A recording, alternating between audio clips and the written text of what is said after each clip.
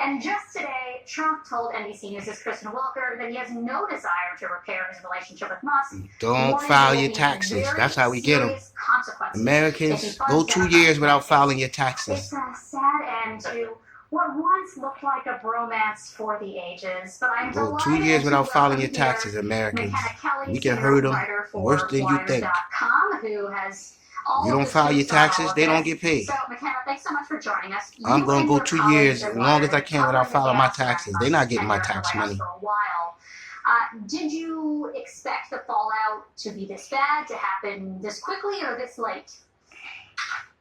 Yeah, Democrats, see if you can work with your constituents and the IRS, which they defunded anyway, and see if we can see if there's some way we can go a few years without filing taxes. Spent like $250 million. That's what Democrats should be focusing on.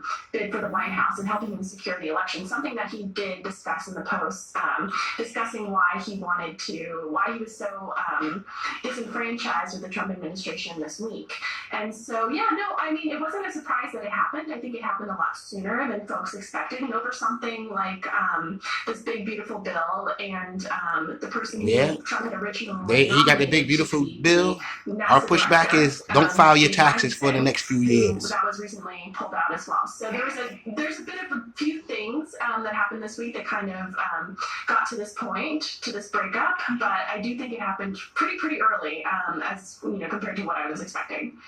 Okay, McKenna, I kind of want to throw out my own personal theory on this, based on politics and how people go into politics and and see what they can do then when you don't file your taxes for a few years. One cause that they really care about. And see what money they got to be stolen. See what money they can steal then. It actually was. He actually really cared about the budget and the deficit, and then he realized he wasn't in on the joke after his whole performative Doge experience, and he realized it was going to be harder to work within the confines of government.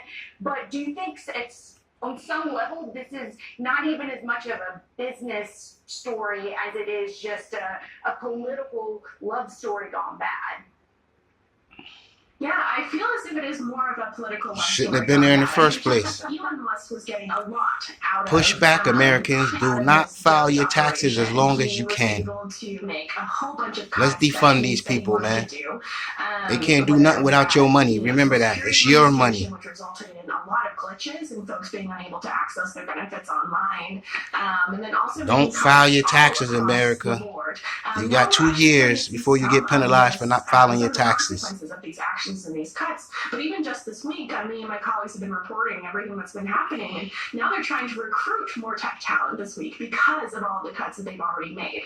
And so I do think that this relationship has kind of run its course. I think the Trump administration is recognizing that Elon maybe wasn't the smartest person to put in charge of all of this. Of course, he hasn't spent a lot of time in government, and even the people who he appointed, right, as a part of it. Do not file your taxes, America, for 2 years. They don't have a lot of experience in government either. Let's defund them.